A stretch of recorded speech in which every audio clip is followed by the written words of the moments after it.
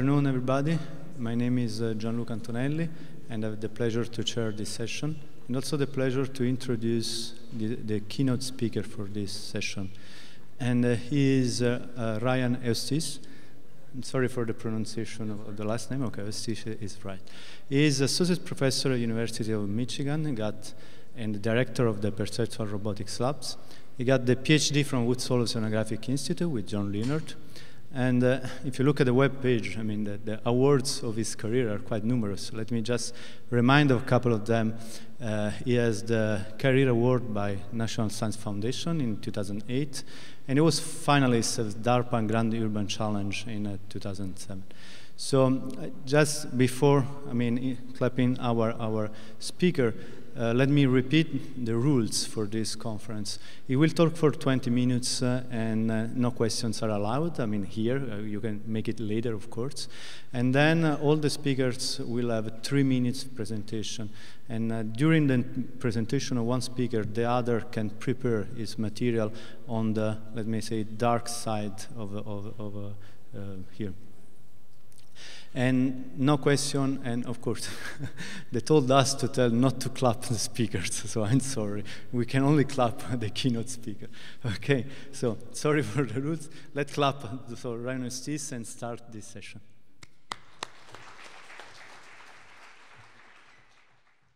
Thank you for the introduction. So yeah, it's a great honor to have this opportunity to speak with you today.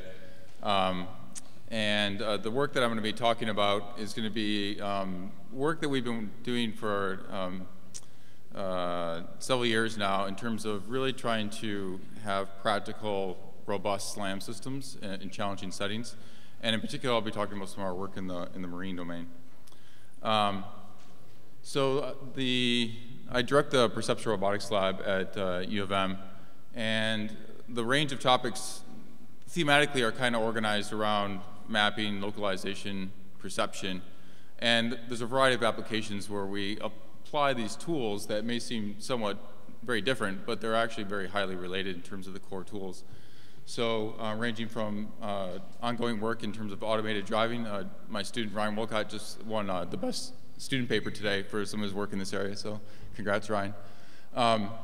To think about like long-term autonomy, to cooperative localization in underwater networks, where the acoustic constraints in terms of the amount of information that the vehicles can shuttle back and forth really pushes us, I think, into some very challenging regimes when you think about cooperative navigation. But today, the work that I'll be focusing on will be our work in terms of real-time visual SLAM and the progress we've made to date in that area in a marine domain. So first, just a couple of quotable quotes. So Lewis Wickham, for those of you guys that don't know Lewis, Lewis is at Johns Hopkins. He was the director of their computational science and robotics lab there, and he was my postdoc advisor. And Lewis is a big marine robotics guy. And so some of the kind of notable quotes that I take away from Lewis and to think about, one is putting electronics in the ocean is a highly unnatural act. Okay, so when you think about trying to do marine robotics, just the physical design and the mechanicals of the platform can be challenging. And secondly, simulations are doomed to succeed.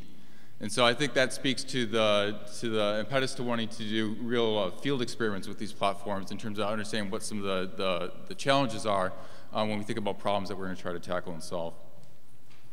So in terms of the Autonomous Ship Hull Inspection Project, the basic idea here is that we'd like to be able to inspect vessels in situ and using a robotic asset to do this. In this case, the vehicle is equipped with both a couple different modalities. We have imaging sonars. We also have optical camera systems.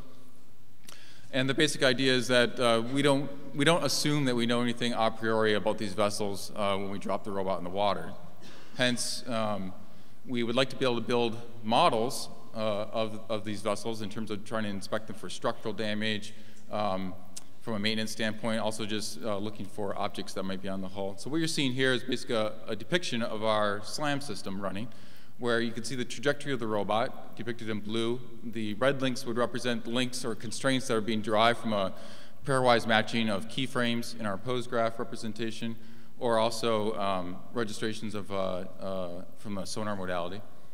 And within a post-graph framework, then as we continue to make these constraints, you can see that we're not only estimating where we think we are, but we're smoothing the entire graph and trying to come up with our best estimate of where we think we've been. So this slide is one I actually use in my mobile robotics grad course. This is a slide that, if you use the probabilistic robotics textbook from Scarn et al., this is one of the slides they give you in terms of like, what are the different target domains, right? We're thinking about where SLAM really should be applied or is really useful and kind of shows its value. And I really think the undersea aspect is really a poster child for wanting to deploy SLAM systems. So as you may know, I mean, navigation underwater is still a fairly challenging problem in the sense that we don't have, just easy access to GPS like you might in a terrestrial setting. The traditional ways to do this are either to use, obviously high-grade inertial navigation systems or to deploy your own kind of time-of-flight acoustic beacon network underwater, but that requires setup and calibration. And so I think as a community, I wanted to highlight that there's been a lot of work out in the marine community in terms of kind of being early adopters and users of thinking about trying to deploy real-world SLAM systems. So these are just a couple of results that I'm going to highlight from a few different groups, just to kind of show some of the progress that we made as a whole, not just as the terrestrial community, but also in the marine domain. So the first is with Stefan Williams and his group down at ACFR. They've been deploying and fielding real SLAM systems now for a while, primarily focused on wanting to build either high-resolution maps of the seafloor for scientists that want to do study the archaeological sites, or in other cases mapping the coral reefs that are nearby, and looking at trying to monitor those over long kind of time horizons where they would like to be able to build these maps and then really relocalize into them so that they can compare the data through years so they can assess the health of the coral. Also, obviously, John Leonard at MIT has been a strong proponent of SLAM for a number of years now and has been one of the pillars in helping to be a leader in this community. And so here's just a rendition or example of work from his group in terms of using sonar modality, in this case forward-looking sonar, to basically build a map of the environment, and then you can use that map from lower-cost agents that have lower fidelity sensors, but they can use that same feature-based framework to relocalize into these maps and go back and acquire targets. Also, Rafael Garcia at the University of Girona, they've been deploying systems now for a while and doing some fantastic work in terms of building really high-fidelity textured models of benthic environments. And so here you can see on the right is just a reconstruction using from one of the surveys from deploying one of their AEV assets. And so there's been a lot of great work in the community, I think, in terms of really using SLAM in situ, not only to help with the vehicle localization in the survey, but all the kind of great data products that they're able to produce after the fact that enable a lot of further science and other people that want to be users of this technology. In my own group, we've been looking at how we can deploy real-time SLAM systems, in this case for doing marine structure inspection. In particular, what we're trying to do is to basically in situ do underwater inspections for large vessels like a ship. Now, traditionally what you would do is you would take this thing into a dry dock setting and do something like this, which is obviously practically, that's a big deal, right? You're taking the ship out of commission to do this. And so the question is, can we do this in situ? Well, some of the challenges that come about when you try to automate this is one, the localization challenges. So as I spoke to earlier, we don't have GPS. Even if we had GPS, it's probably not what we want because we want to actually reference all the data that we're collecting in a whole relative navigation frame. You could use, as depicted here on the right image, you could use some kind of time-of-flight acoustic beacon system, but that requires setup and calibration, which we'd like to avoid. So I think it's a great opportunity to try to use visual SLAM techniques. What are some of the challenges? Well, in a marine environment, there's sporadic feature content. So it can go from being very feature-rich to very feature-poor. And so the camera does not have equal utility everywhere in the environment. You really have to be cognizant about how you use it. The scene can change over time. So for the biofouling and marine growth, just if you're going to do this over the long term, what you're looking at and trying to have representations of your features, I think is still an important problem in terms of being able to localize through long periods of time of, say, years later. Also, the water turbidity, so basically just the dirtiness of the water, really does affect your ability to how close you have to be to the scene in order to image it. And so typically, we're only meters away from the structure that we're trying to image. And so we have to have thousands and thousands of images in order to compose this kind of big picture view of what we're looking at. So just kind of looking back a little bit in terms of the progress that we made. So about 10 years ago is when this result first came about. And this is some of the work that I was doing during my dissertation, where there, again, the motivation was trying to use the camera systems that we have on these robots to help supplement the navigation. And it was about this time, about 10 years ago, I think, as a community, where we really started to recognize that there's a lot of structure to this problem that we weren't previously really exploiting that well, in terms of we always were marginalizing out kind of like the robot pose and thinking about this feature-based representation and throwing away a lot of structure that existed in the pose graph. And if you exploit that structure, you could basically take advantage of a lot of the sparsity in the problem to solve these things efficiently. So the evolution of progress kind of since then is that we've been working on this problem in terms of trying to take that same framework, but really have a robust real-time system that is able to operate over very long periods of time. And so kind of the trajectory, we began trying to adapt this framework for the whole inspection application, say 2006, 2007, started doing field deployments in 2008. And you kind of see the progression, right? So we're going from this kind of post-process result, right, to now really implementing this in situ such that the vehicle is actually doing the SLAM in real time.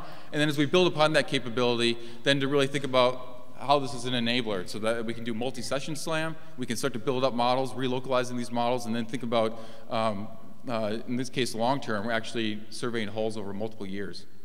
So the vehicle platform that we use, this is a platform that's commercially available. It's built by a company called Bluefin Robotics in Boston.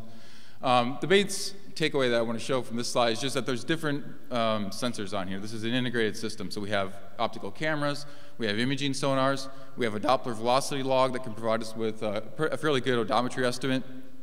And so when we think of approaching this problem, when I say visual SLAM, I'm actually thinking about this as a system.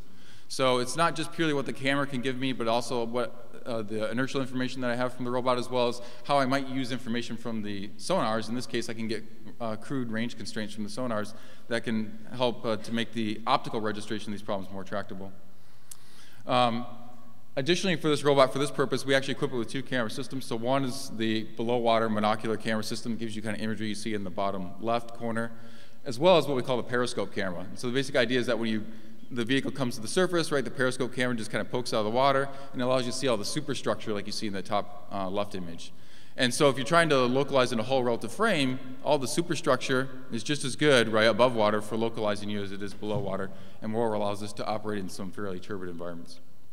Okay, so what are we working on? Or what have we been working on? So some of the challenges are one, going back to the fact that not all imagery is equal for SLAM, especially in this kind of marine environment, where if you look at the kind of representation of imagery that we're able to collect, the images in the middle, right, are really kind of feature devoid. They don't have a lot of content, whereas some of the other areas in the hull have a lot more feature content. So what we'd like to be able to do is actually, this kind of color coding here is our measure of what we call visual saliency. Basically, we'd like to be more deliberate about the images that we want to actually assert in our pose graph in the first place. So the basic idea here is that when you look at the sample pose graph that we're able to reconstruct, we look at where we're making links, which are represented by the red lines here, right? Those tend to be in very feature-rich images, right? And so you can see representative images. And in regions where we're not making any links at all, those tend to be very feature-poor regions of the environment. So the question is, as engineers, can we try to be more proactive, I guess, in terms of measuring this content before we try to insert it in the pose graph? And so the basic ideas of how we do this is that we build up a visual vocabulary online, and then we look at the frequency of words that are showing up within an image and kind of use a measure of entropy. So the idea is that images that have higher entropy tend to have a larger distribution or larger support of visual words. And so that allows us to kind of distinguish the feature poor from the feature rich images. Now the idea is that now that we can start to kind of categorize imagery in terms of its utility for SLAM, we want to think about this now in terms of our planning. So rather than SLAM being a passive task, we'd like to think about it as an active task. And so in this case, when we think about doing the whole survey, it's essentially an area coverage problem. We have an area that we want to survey. And we have a certain level of navigation tolerance that we're willing to tolerate. And the question is, where should we go back in the environment to obtain loop closures? Recognizing that not all areas are equally valid from a camera perspective in terms of getting useful constraints.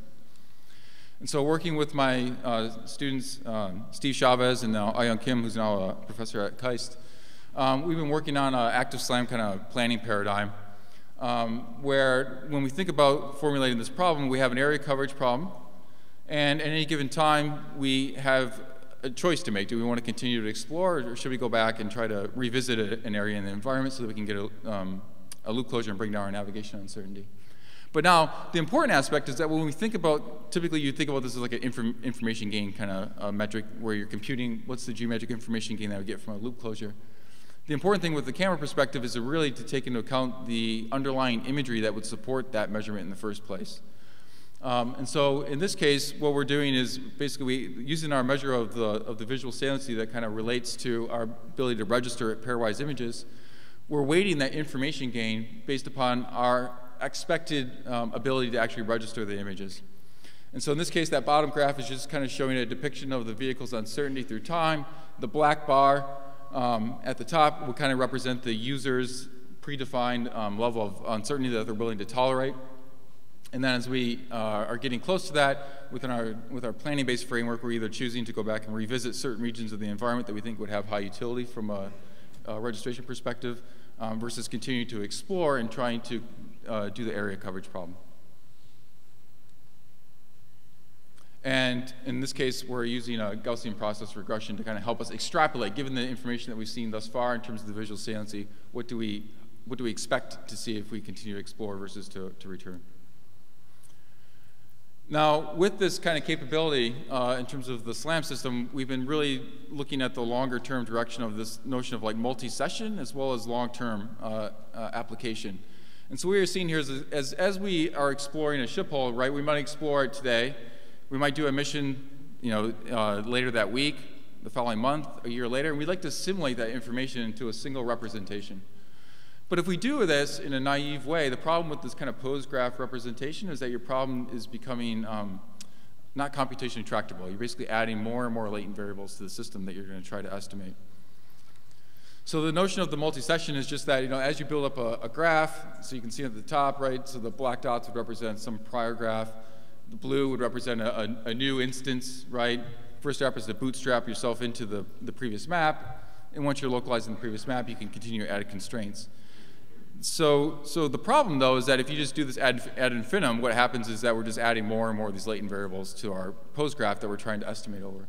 So that blue trajectory that you're seeing on the kind of the top right image, right, that would represent the naive graph if we just added everything over, I'd say, 12 sessions of mapping on this ship hull. We quickly end up with a graph that has 80,000 nodes in it that we're trying to estimate over, and it's no longer real-time tractable. That bottom graph has 1,200 nodes. It's only 1.5% of those possible 80,000 nodes, okay? And it represents a sparsified version of the graph that essentially is containing, we're not trying to throw away information. It's basically an assimilation, a distillation of all the information that we need, but kind of propagated down to a subset of nodes that allows us to keep the graph sparse and keep it real-time tractable. So there's actually been a lot of work in the community as a whole in terms of thinking about these kind of pose graph representations and how we might try to control their growth through both space and time. And the approach that we've been taking, or the tack that we've been taking on this, is again working in this kind of factor graph-based representation. The basic problem that we're trying to solve is, given a graph, suppose I want to eliminate that node that's circled in blue, x1. What's the best way to go about doing it without destroying the sparsity of this graph?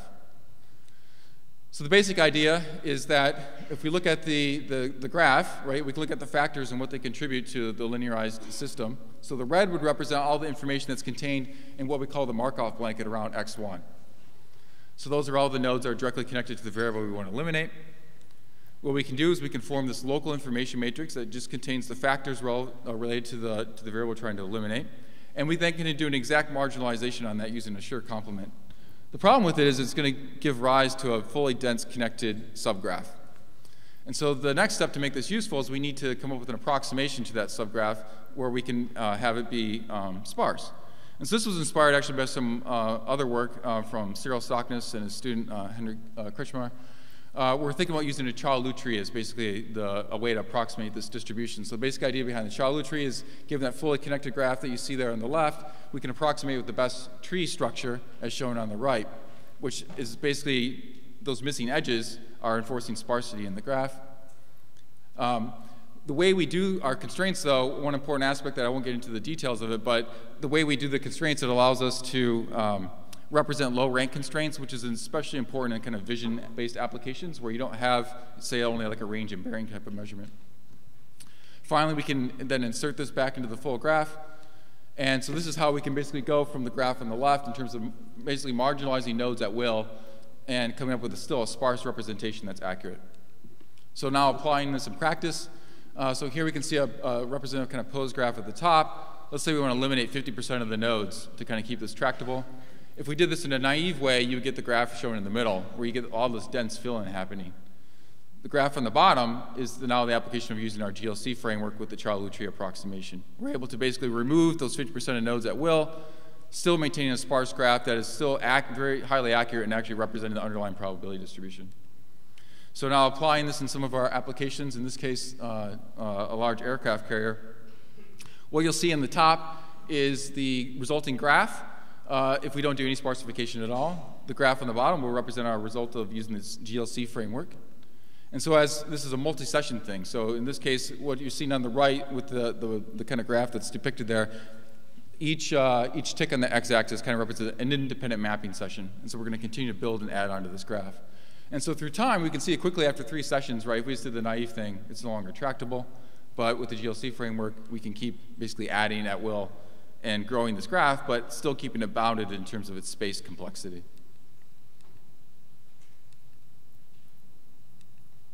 So, so that's the details of kind of what I wanted to talk about. I think as a community, we've made a lot of progress, both in the terrestrial domain and in particular in the marine domain, in terms of deploying these kind of real-world systems as a whole. I think, so take-home messages, obviously sparsity is good, and we should keep it and use it. I think being deliberate in your visual SLAM in terms of active SLAM methods, I think is an important direction. And I think in terms of where we're going in terms of still challenging problems for the marine robotics community, this notion of persistent autonomy. So we're thinking about having ocean observatories that are out in the environment and wanting to have robots essentially persist for months to years at a time in an environment like that. Well, that's not only a hard algorithmic problem, that's a hard electrical mechanical problem to solve. I think autonomous sampling and manipulation, there's been some good work in the community. So Per Radal at University of Girona has been working in some of this autonomous manipulation sampling. I think our ability to build these models in situ can help facilitate that, but we'd probably need to move to a more of an object level understanding of the environment. And so with that, I'm out of time, so I'll stop.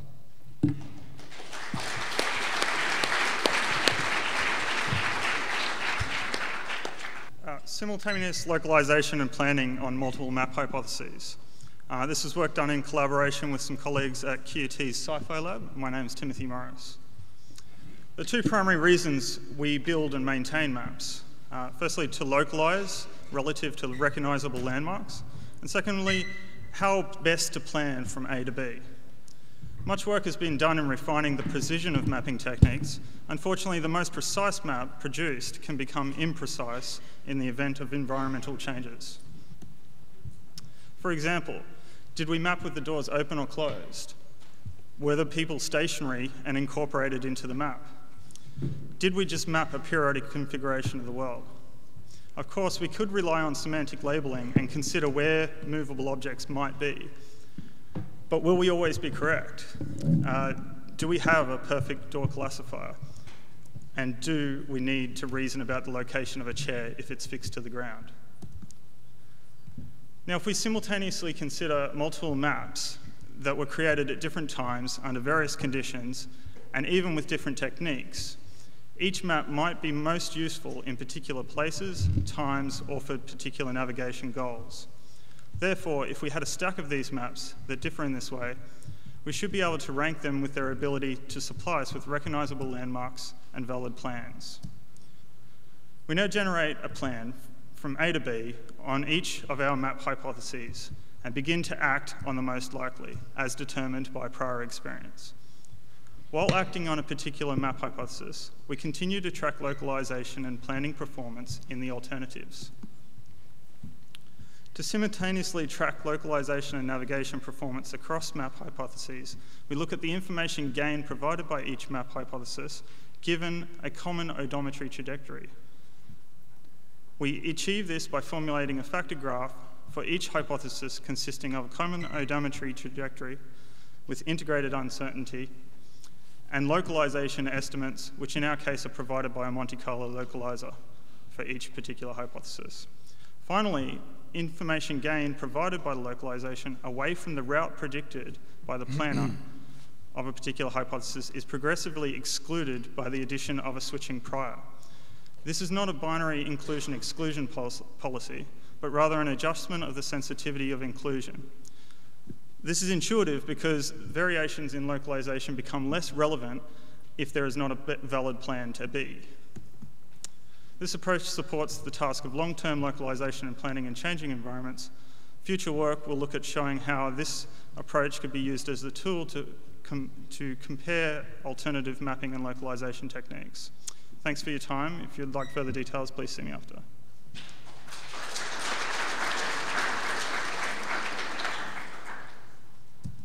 So hello everyone.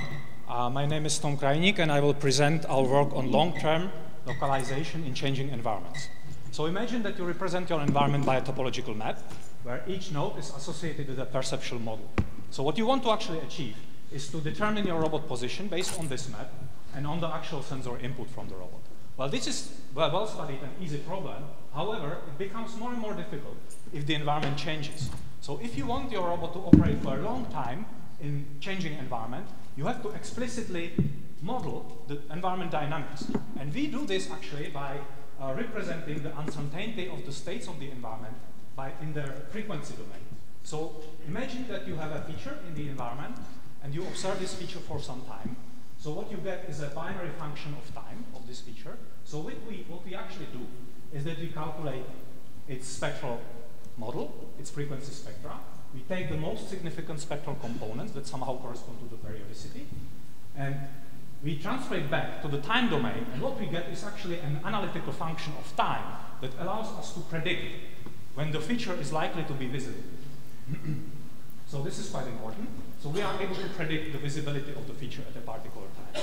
So to validate this approach, what we actually did is that we have led our robot to patrol a human-populated environment for 1 week. So every 10 minutes, the robot would go around, take 8 snapshots of these places I've been showing, and return to the charging station. And over this week, the robot collected about 8,000 images.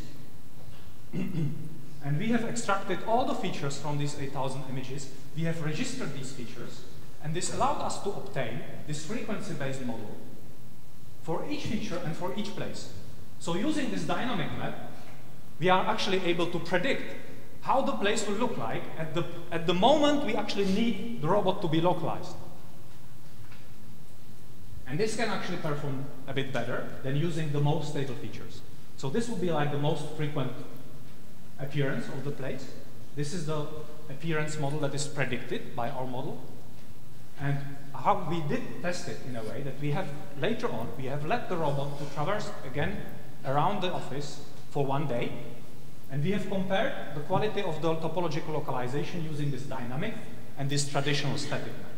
And what we actually observed that after 1 week and after 3 months, this dynamic model performed much better than a traditional static model. So that's it for my presentation. Thank you very much for your attention, and I hope to see you at the interactive session.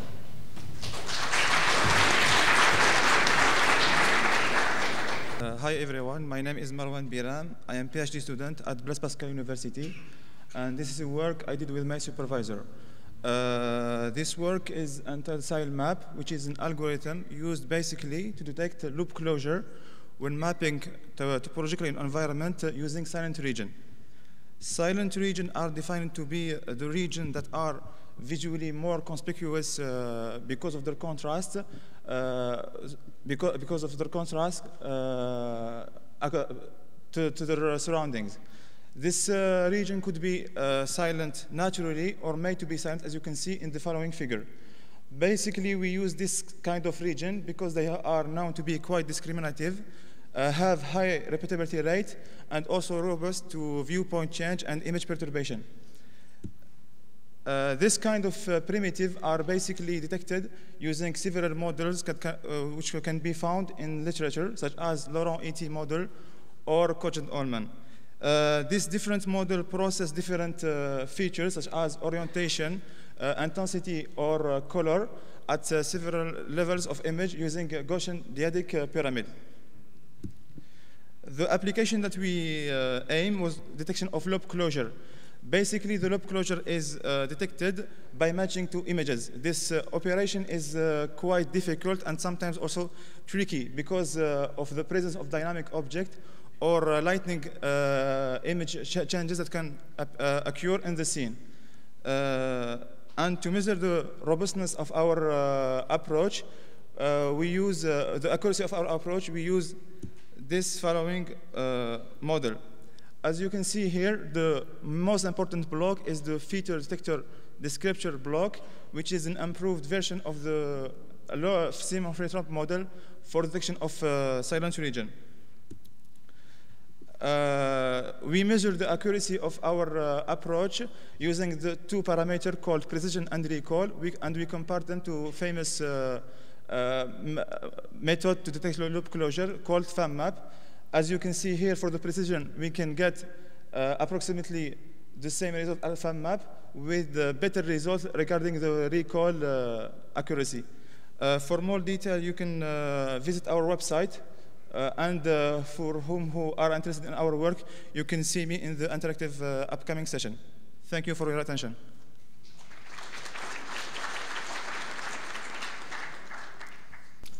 Good afternoon. I'm Peter Hansen from the Carnegie Mellon Qatar campus, and I'll be presenting some of the work we've been doing on place recognition. So we're talking about place recognition in the context of localization and mapping, where we have a map, we have some images in that map with known locations, we revisit, we want to be able to, match a new image to our previously collected ones so we can relocalize. So the technique we're using is really based on sequence slam by Michael Milford and colleagues, where you don't simply compare a one-to-one or compare one-to-one images. You take local sequences, you construct this local similarity matrix, in their case using low resolution image descriptors. And then the goal is really to find a path through this matrix which maximizes some function of the similarity values. And this is what's used to provide really robust matching. So our goal is to, improve the flexibility and the performance of this path alignment step, and we do this using a hidden Markov model framework. So why are we doing this?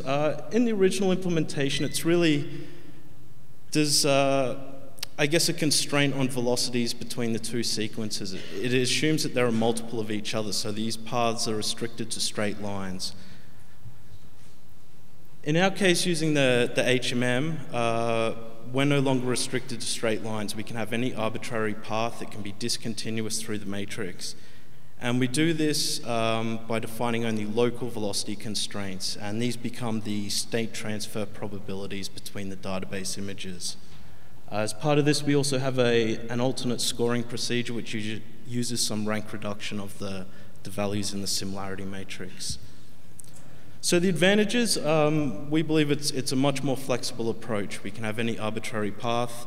We can solve it efficiently using the Viterbi algorithm.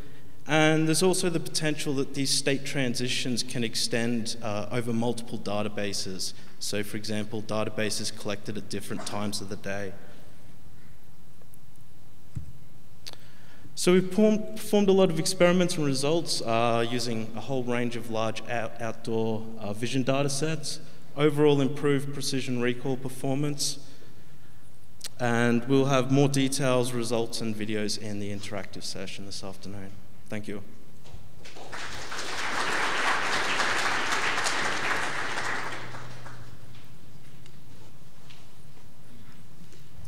Hi everyone, my name is Zui. I'm a PhD student working with Professor Frank Dallot at Georgia Tech. I'm going to talk about the linear time estimation algorithms using tree assumed density filtering and low rank approximation. So a very well-known problem in filtering methods is that the worst-case time complexity is either cubic or quadratic with respect to the number of features. So it will be very bad if the robots see all the features at every frame. Why they're expensive? This is because when we do filtering, we marginalize out some variables, and that introduces a new dense correlation among the remaining variables. And the dense correlation is very expensive to compute. So the state-of-the-art approach, as mentioned in Ryan's talk, is that we use graph classification. Basically, we try to remove small entries in the information matrix or weak edges in the graph to keep the sparsity. However, they are not guaranteed to be linear time, and they suffer from information loss. So in our work, we push graph classification up to its limit by maintaining a tree structure at every step using a tree as density filtering. And we know that tree can be shown in linear time, and as we show in the paper, there are certain type of tree that you can find the best approximation in linear time as well. So in general, we have a linear time filtering algorithm. However, it suffers from information loss as other graph classification method. Even the best Jiaoliu tree also suffers from information loss. So the question is, can we do better than this? And we introduce a new way to do graph classification by introducing a new latent variable to sparsify the graph. And hopefully the latent variable can retain some information in the graph, so it can reduce information loss.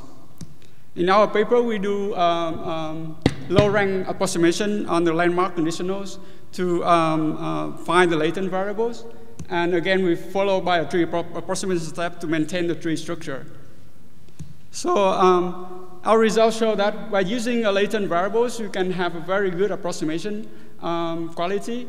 As you can see here, the KL divergence compared with the optimal density is almost 0, so it's very good in a noise-free data set.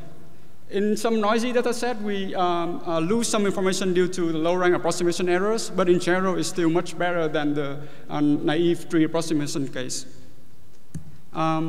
So we also confirm in our experiments that the time complexity of our methods is linear with respect to number of features by increasing the number of features in the objects. So I hope that you find that interesting, and if you want to know more details, please come and see me in an interactive session at Salon 7. Thank you.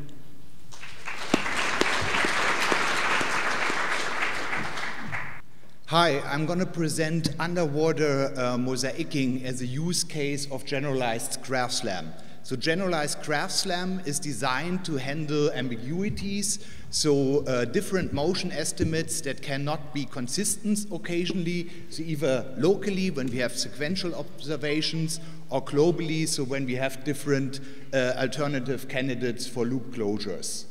In this example, in this use case, we have for the local ambiguities 2 registration methods that usually are consistent, so we can just fuse the 2 estimates they give, but sometimes they simply are not consistent, and then it's better to have the 2 results encoded as alternative choices instead of just probabilistically fusing them.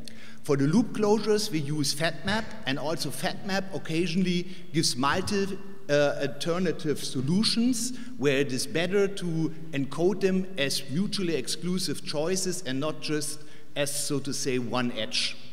The question is, how do we do this? We use, as mentioned, the generalized graph SLAM framework that we have developed, where the local ambiguities are handled by mixtures of Gaussians, so we have alternative choices for motions, and the global ambiguities, and that's new, we encode in hyperedges, so in components of hyperedges. One nice thing is that this framework also generalizes all recent work on robust SLAM, so we can show that the different works that exist out there at the moment can be treated as special cases of this.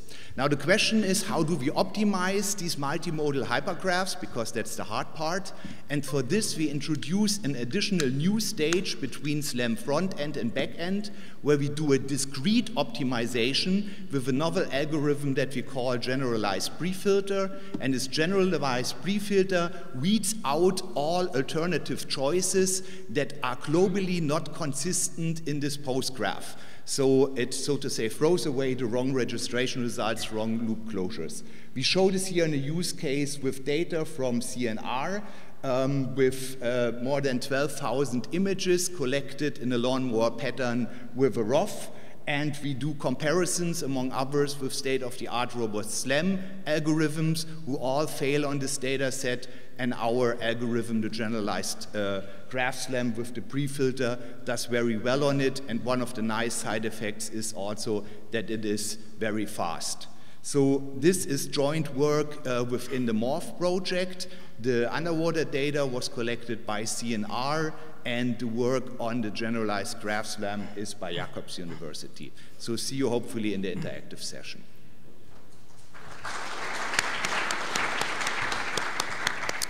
My name is Byung-Jui from Hanyang University. It's a pity that my student cannot come here because of the visa problem, so I will present instead of her. This paper is looking at the localization problem of customer or shopping cart inside this shopping mall, as shown in this figure. Usually, elderly people and the disabled and the baby-carrying ladies cannot handle the cart easily. While chatting with friends and paying much attention to the goods, they lost the cart.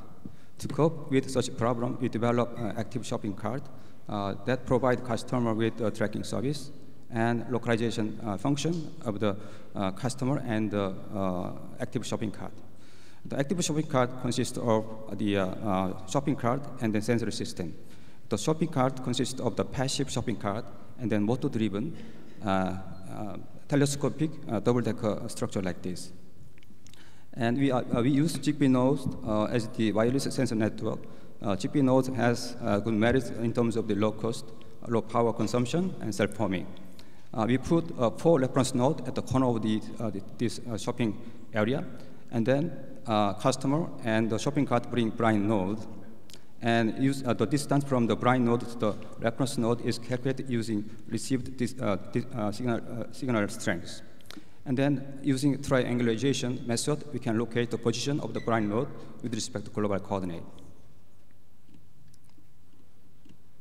So this is the test environment. We divide this test environment by 10 areas.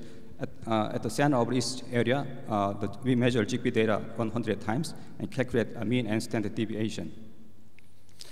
And then using that data, we develop Gaussian distribution for each area, at the center, each area. And then receiving a current global coordinate and using this Gaussian distribution, we can calculate estimated coordinate of the target customer. So the customer cross over this area, and at the center of each area, we collect 40 random data.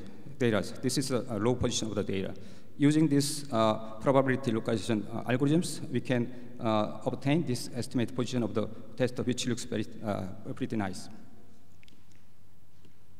Active shopping cart localization problem require more accuracy, so we combine odometry and then Zigbee wire sensor-based probability localization method.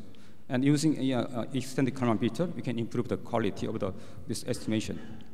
And here, this is the red, black line is the given path, and a green dot denote the Zigbee data, and then this dotted red line is the result of the ASC localization.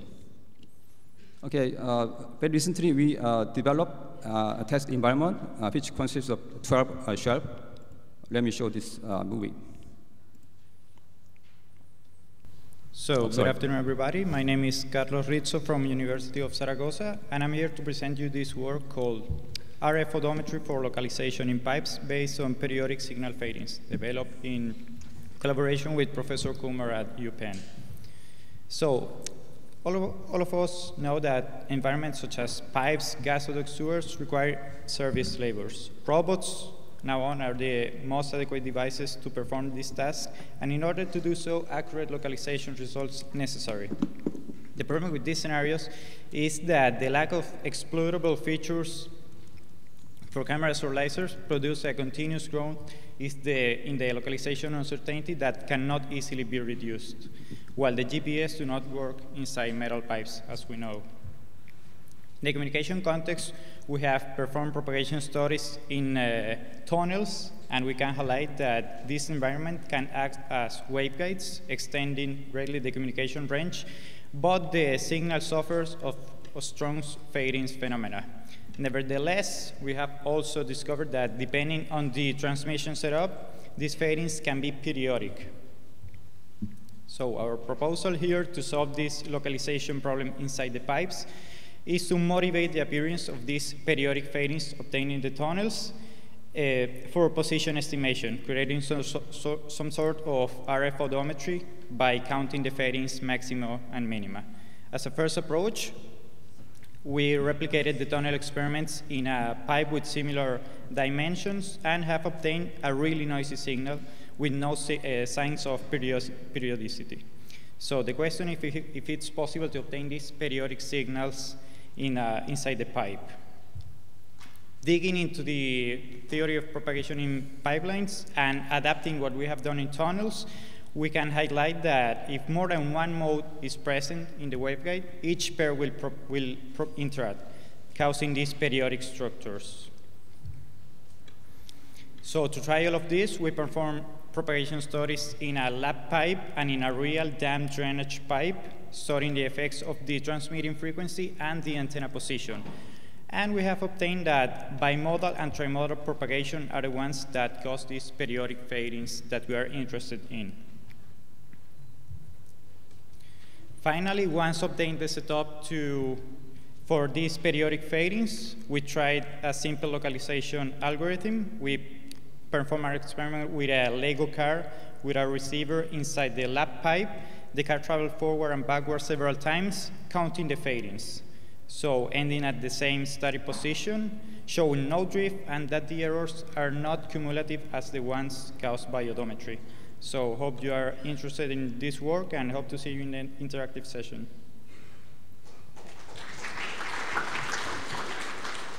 Hi, I'm Lachlan Tui from the Australian Centre for Field Robotics at the University of Sydney, and my work is on multi-vehicle localization by additive compressed factor graphs. So a factor graph, well, the multi-vehicle localization problem we're working with is where a number of vehicles are moving throughout a terrain on their own paths. So we're using a factor graph approach to the problem, where the colored dots here represent their states, like translations, positions, orientations, and velocities. And the black dots represent the factors or constraints between them, which come from inter-vehicle measurements, as shown here, or sort of odometry updates and other sensor measurements. And so we build this graph up over time as the vehicles move throughout, like so.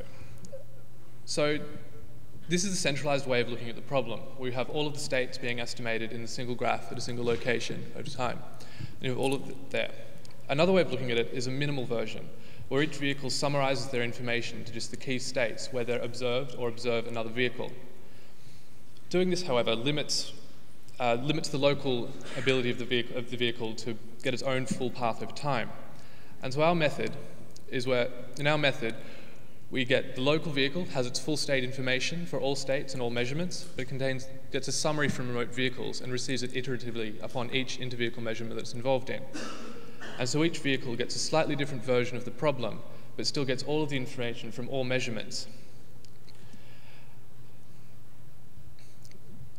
To verify this method, we've looked at simulation with Monte Carlo using 100 different iterations in about 1,000 seconds of data.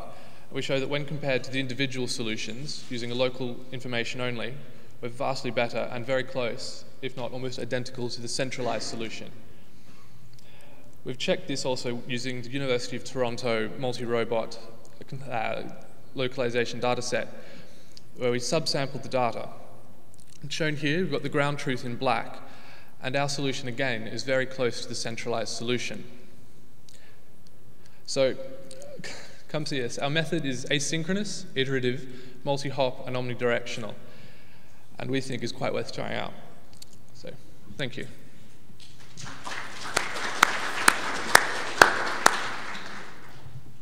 Hi, my name is Stefan Leible. I'm from the University of Tübingen in Germany, and I want to present our work about spatial and temporal terrain classification for mapping and localization. When you think of robots that operate in outdoor environments, often the only thing a robot can see, or at least a large part of it, is its surrounding terrain. So the correct perception and classification of the terrain is an important ability of such a robot and can be used for further tasks like mapping or localization or path planning. We use two sensors to classify a terrain grid in front of the robot, a 3D laser scanner and a camera. And for each cell of this grid, we compute 3D features and texture features and use random forest to classify the cell. Now, to improve results, we also consider spatial dependencies between the individual cells, which is an important information since terrain occurs in contiguous areas most of the time. And we do this by modeling this grid as a conditional random field. We can then compute the most probable configuration of terrain labeled, considering both the feature-dependent part and the spatial context. Now, as the robot moves, we use this classification results to constantly update a terrain map. And as you can see, considering these spatial dependencies really does make a huge difference. Only on the right side, you can see the border between grass and asphalt clearly. Now, in addition to terrain, we also integrate the information about obstacles into our maps. So we get combined terrain and elevation maps. And in our paper, we show that we can use these maps not for precise, but for a semantic localization of our robot. So thank you for your attention and hope to see you later.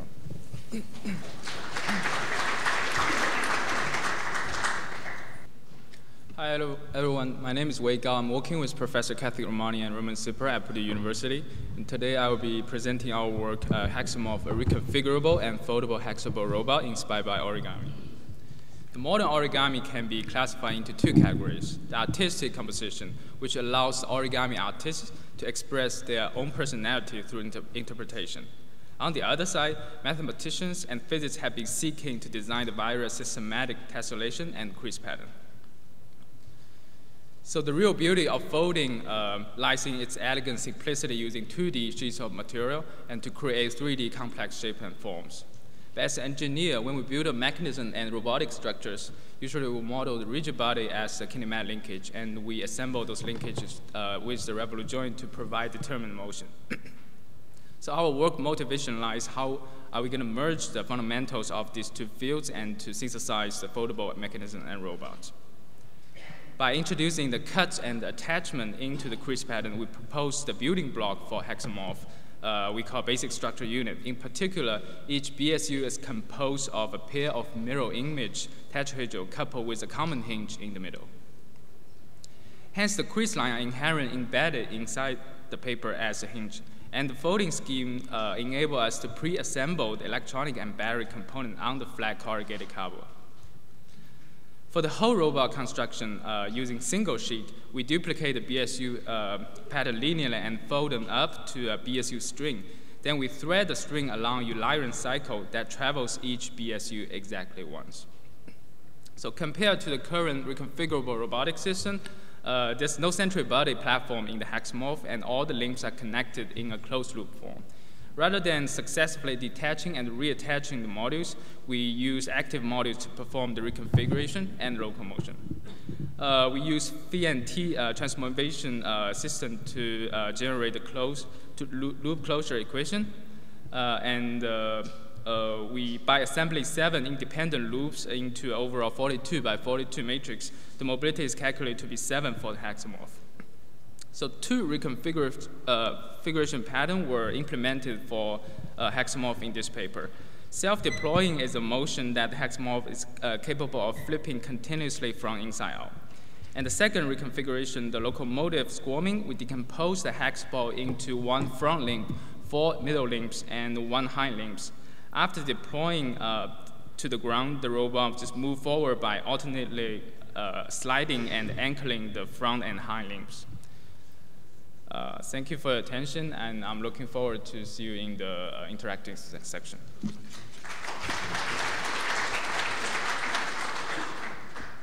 My name is Siavash Rozazadeh from Oregon State University, and I'll talk about the optimal selection of motors and transmissions for electromechanical and robotic systems. So the approach that we have is general, but the motivation came from, as you see, from legged robot field. The robot that you see is ATRS 2.1, designed and built at Oregon State University, and so far has shown good locomotion performance. With the lessons that we took from ATRS and other robots, for the next generation of the robots that we are designing, we intend to push the limits further, and by doing things such as redesigning the leg mechanism, changing some components, and also doing some more sophisticated selection of the actuators, which is the subject of this paper. So the question is essentially for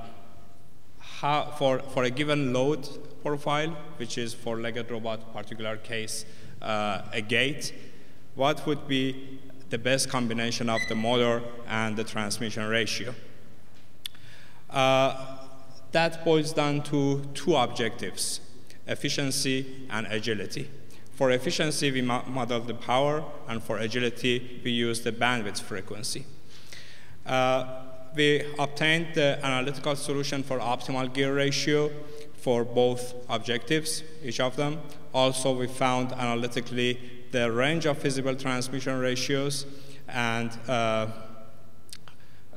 for the next step, we considered both objectives together, which makes a multi-objective problem. We used the concept of Pareto dominance, which is very useful for multi-objective analysis, and through that, we were able to even analyze the customized winding of the motors, which today is available with many motor manufacturing companies. So again, sorry about this blank screen. Please come to interactive session and look forward to talk to you further about this interesting subject. Thank you very much. Good afternoon. I'm Shuhei Ikemoto from Osaka University. Today, I'd like to present my research about direct teaching method for musculoskeletal robots driven by pneumatic artificial muscles. Pneumatic artificial muscle is the most practical type of artificial muscles and has been often used for bio-inspired robots. Although its hyper-weight ratio greatly contributes to generate these dynamic feed-forward motions, but the muscle length, which is very important to control robots' postures, is difficult to measure. In addition, this type of robots typically have very complex structures mimicking biological systems.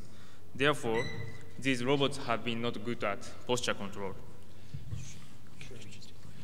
Direct teaching would be one of the most suitable approaches to this problem because it does not require to solve inverse kinematics problem. So far, to address the difficulty to measure muscle length, we propose a direct teaching method for such kind of robots. In this method, muscle tensions and pressures are only exploited to realize a given posture. And in contrast with the traditional direct teaching for industrial robots, to stop control of robots' actuator is not necessary in this method. In other words, the robot can actively move even in the teaching phase in this method. So in this research, we focus on how the musculoskeletal robots should behave in the teaching phase to improve the performance of the direct teaching. To propose a method that generates active behaviors in the teaching phase, we focus on one of analytical models of pneumatic artificial muscles.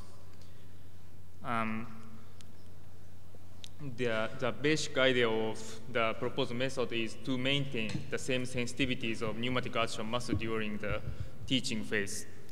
To this end, we introduced the objective as a constraint and derived an equation that generates the the desired pressures in each time to accomplish the objective. The experiment was conducted by using a simple 2 degrees of freedom robot arm having 3 pairs 6 muscles configuration, and the advantage of the proposed method was quantitatively verified. Thank you for listening, and I'm looking forward to see you again in the interactive session.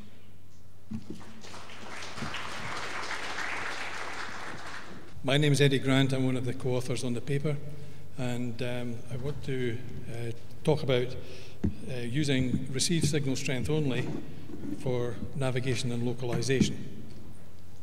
When we started out, we were obviously using the 3 approaches that we would have to use to do localization and navigation: identifying target locations, planning the trajectories, and optimally executing those. We started off with very simple wireless sensor networks to assist identifying the targets, and these sensors could be used, chemical sensors, seismic, whatever. Our first tack really was looking at received signal strength through the raw data and determining natural gradients for the mobile robot in particular to navigate to a location, and this was done using essentially potential fields. The problem, of course, was that lots of noise and the like were involved in this particular activity. The pseudo-gradient technique we did, used and applied, was fairly successful compared to other techniques. And we tried to improve this by, again, it's low-cost hardware. The robot uses a sensor network just the same as the sensor network field it's in. We included directional antennas to try and improve the navigation and the optimization of it, and the low complexity probabilistic methods were used to help at the end of the day. There's the directional antennas with triangulation. Here's the equations we used and a Gaussian technique. And you'll see that on the left there's a fairly noisy, fairly great deal of signals, but using our technique it constrained it down and gave a better indication of direction. The path planning was, when it was completed, was optimized over the original that we had, and we used advanced navigation by including 2 techniques with the particle filter and our pseudo gradient. And basically the low-cost, low-complexity alternatives to traditional methods appeared to work. We tested it against SLAM, and it performed fairly well. So the particle filtering helped to improve the bearing estimation for efficient online navigation. Thank you. Hello everyone, my name is Suko and I came from Carnegie Mellon University. Today I would like to present an adhesive gripping method called a soft inflatable robotic gripper using gecko-inspired elastomer microfiber adhesives. So for the last decades, gecko's exceptional climbing ability on a vertical wall has been a great interest among many researchers. Its strong, reversible, and controllable adhesion are attributed by the fiber structures of their foot hairs, and many synthetic versions of microfiber adhesives have been fabricated. Especially those microfiber adhesives have been applied for many robotic manipulations, because without remaining any residues, those fibers can handle a wide variety of objects in size and number. However, previous works have mainly focused on planar objects or small particle manipulations, because in the most cases, those fibers were formed onto a rigid backing. So even though those fibers can adapt to irregular surfaces, still they could not conform to non-planar object geometries in a macro scale. So in order to solve this issue, we fabricated the fibers onto a soft stretcher membrane so that those fibers can be attached to a non-planar object geometries. And by using a syringe pump, we can reduce the number of fibers in contact with inflation of the membrane. So for picking on an object, the gripper is brought down to contact with a target object, and a preload is applied by means of the air pressure in order to get a really good contact with the target object. And the system is open to the ambient pressure before the gripper is retracted. And if the picking force of the gripper is greater than the weight of the object, then the object can be picked up. To release the part, first the part is transferred to a target site, and the membrane is inflated while the gripper is retracting. This motion can generate a stretch of the membrane, which can effectively detach the fibers in contact down to a single fiber tip. And the reduced picking force, if the reduced picking force is smaller than the weight of the object, then the object can be released. Based on this mechanism, we demonstrate a wide variety of object manipulations. As you can see in this video, the membrane could successfully engage 3 different sides of 3 balls successfully and picked up. When it comes to releasing, the membrane is inflated by high air pressure, and those parts were successfully released. Not only the steel balls, but flat covered glass, which is larger than the gripper size, and an irregular shape of electrical resistance were also successfully manipulated. And this attachment and detachment mechanism can potentially be applied for mobile robots, which can move around on a non-planar surface, such as an airplane or a building having a rounded corner. Thank you. And in the interactive session, we would like to more discuss about pick and release mechanism, characterization results, and more cool demos. Thank you. I'm looking forward to seeing you soon. All right, hello, my name is Matthew Travis. I'll be talking today about the design and architecture of a series elastic snake robot. I'd like to ask you to notice 2 things here. The first is, each of these is actually someone's last name. So the sheer number of people that went into actually, making this a reality. And the second is that I'm not one of these people. So if you have any criticisms or praises, you should redirect them. But anyway, so this is the actual design of the module. So there's a couple of really cool things going on here. This is a custom wound Maxon brushless DC motor. This feeds into a custom built gear train. Then we actually have our elastic element, which is here, this black sort of element, which is basically at the output of the motor before the output of the overall module. There's a couple really cool things going on. Well, there's a lot of really cool things going on the inside of this module. But in particular, we have encoders on both sides of the spring. So, in theory, we can actually back out a torque measurement by doing, so they're both absolute encoders. So basically, by diffing the encoders, we can actually back out a torque measurement on our spring. And the other is in the spring itself. You can actually see this tapering here, and what that actually allows is more surface area of the spring to actually be in mechanical contact. So you actually get more torque per displacement because you're actually effectively using more of the spring. So here are just some of the specs, and the take-home, I guess, the take-home here is basically how much power we're actually getting out of something that's this size. So we're running 48 volts DC, we're getting, 7 we're saying here is a little bit conservative. We can actually get sort of at peak performance about 9 foot-pounds of torque. And then this is all the sensing that we actually have on the inside of the module. So most of these are contained on a single control board. And then this video here is, so we've actually now gone and built this robot. So a big thing that we're pushing on this is modularity, and not just modularity in the sense of, 2 mechanical pieces fitting together. It's also sort of the electrical modularity as well as the modularity in the software.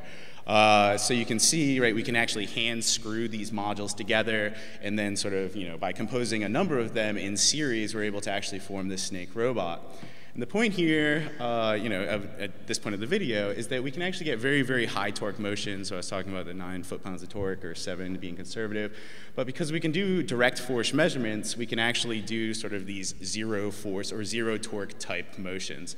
So you can't, it's a 350-to-1 gear train. So by pushing, you can literally, it feels like you're not pushing on anything at all. And this allows us to go and now start thinking about doing things like direct gravity compensation. This is all pretty preliminary. This just got built, but we're getting some very, very interesting results just off the bat. And thank you very much.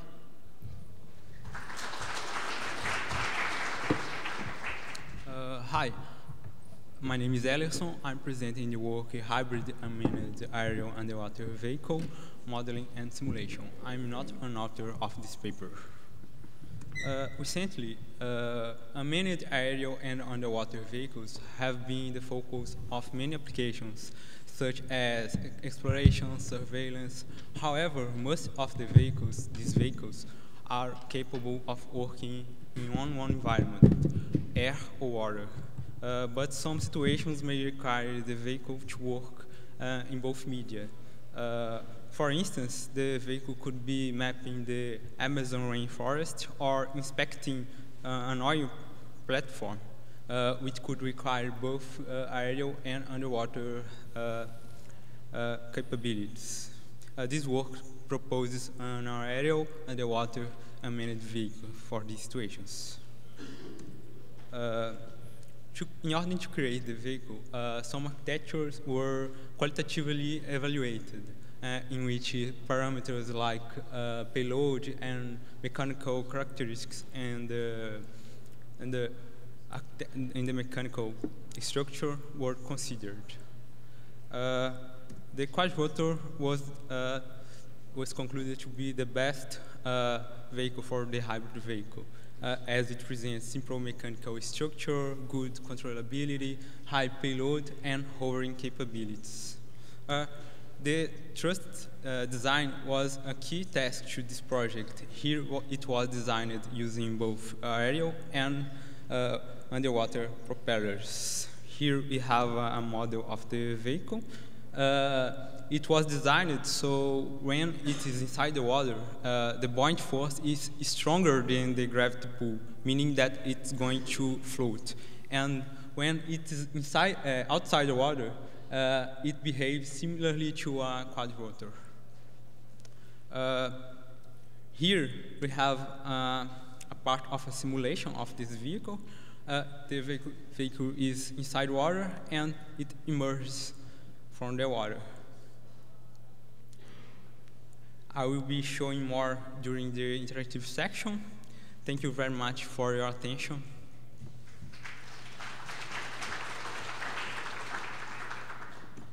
Hello, everyone. This is Dong Sun from City University, Hong Kong. Today, I'm going to talk about the circumnavigation of mobile robots using bearing measurements only. And sending robots to enclose a target or an area of interest represents very important applications. In the problem formulation, there are two important criteria. One is the distance between the actual robot to the target position. The other one, we call it the bearing angle. Currently, most of the navigation controller rely on the use of the distance. But you know, the measurement of distance is not easy in practice. On contrary, the bearing information is relatively easier to be measured. Therefore, the question is it possible to design a new navigation controller that really rely on the use of bearing angle? So this paper will answer this question. So firstly, we develop a controller, for single robot enclosing a point target. In this controller design, we only rely on the measurement of alpha. Alpha means bearing angle. So this is our demo. So we can find out the robot can successfully enclose the target. In case of the fixed forward speed, we modify the controller, also only rely on the bearing angle. We can have another successful demonstration. So next, we consider enclosing a single robot enclosing a disk target, because in practice, we let the robot to enclose the target area. We designed a controller like this. We can also have a successful enclosing, of the target area. Then next, we consider whether we can enable multiple robots to enclose a point target. The answer is yes. And the controller design, mainly rely on the controller for single robot enclosing a point target, but adding one more term. This one more term mainly used to handle coordination of the multiple robots. Here I just sketch the controller development. And finally, we also develop a controller for multiple robots enclose a disk target. Okay, so in this demo, you can find out that all robots, okay, can go to the desired location to enclose the target and form the required formations. So in this paper, in summary, we developed a bearing-based control algorithm. We have a detailed theoretical analysis, also have the test. In the future work, we'll focus more on the dynamic environment and multi-target enclosing. Thank you.